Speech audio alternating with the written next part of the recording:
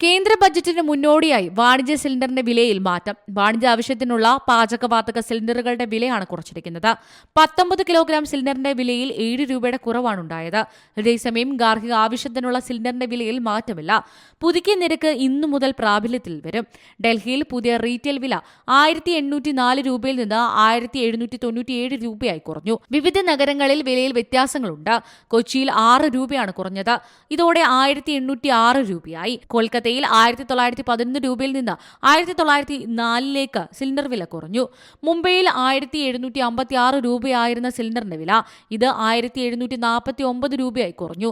ചെന്നൈയിൽ 1966 രൂപയായിരുന്നത് 1959 രൂപയായി.